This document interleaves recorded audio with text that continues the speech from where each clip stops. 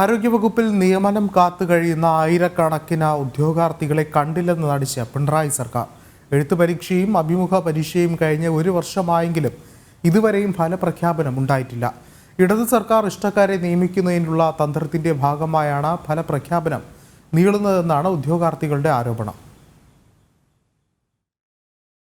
മലപ്പുറം, കണ്ണൂർ എന്നീ ജില്ലകളിലേക്ക് PSCയുടെ വിജ്ഞാപന പ്രകാരം ആരോഗ്യവകുപ്പിലെ പ്ലംബർ കം ഓപ്പറേറ്റർ തസ്തികയിലേക്ക് അപേക്ഷിച്ചു പരീക്ഷ എഴുതിയവരിൽ കണ്ണൂർ ജില്ലയിലേക്ക് അപേക്ഷിച്ചവർക്കു തങ്ങളുടെ പരീക്ഷാ ഫലം അറിയുന്നതിനു പോലും വിവരാവകാശത്തിന്റെ സഹായം തേടേണ്ടി വന്നു.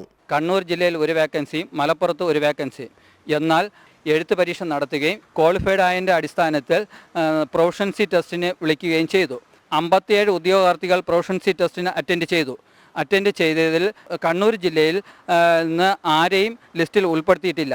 എന്നാൽ മലപ്പുറം ജില്ലയിൽ 9 പേരെ ലിസ്റ്റ് പ്രസിദ്ധീകരിക്കുകയും ചെയ്തു. PSCയിൽ വിശ്വാസം അർപ്പിച്ച് PSC പഠിക്കുന്ന ഉദ്യോഗാർത്ഥികൾക്ക് ഒരു ചോദ്യചിഹ്നമായി PSC നിൽക്കുകയാണ്. ഒരേ വിജ്ഞാപനത്തിൽ ഒന്നുപോലുള്ള പരീക്ഷകൾ എഴുതിയ ഉദ്യോഗാർത്ഥികളിൽ മലപ്പുറത്തെ ഉദ്യോഗാർത്ഥികളിൽ 9 പേർ ചുരുക്കപ്പട്ടികയിൽ ഉൾപ്പെട്ടതായി PSC റിസൾട്ട് പ്രസിദ്ധീകരിച്ചിട്ടും കണ്ണൂർ കേന്ദ്രമാക്കിയ ഉദ്യോഗാർത്ഥികൾക്ക് യാതൊരു അറിയിപ്പും ലഭിക്കാത്തതിനെ തുടർന്നാണ് വിവരാവകാശ നിയമത്തിന്റെ സഹായം തേടിയത്.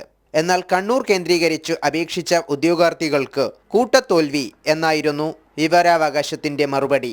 അതേസമയം ആരുടെയും മാർക്ക് വിവരങ്ങൾ നൽകാനും PSC തയ്യാറല്ലാത്ത സാഹചര്യത്തിൽ PSCയുടെ വിശ്വാസ്യത വീണ്ടും ചോദ്യം ചെയ്യപ്പെടുകയാണ്. ജനം, തിരുവനന്തപുരം.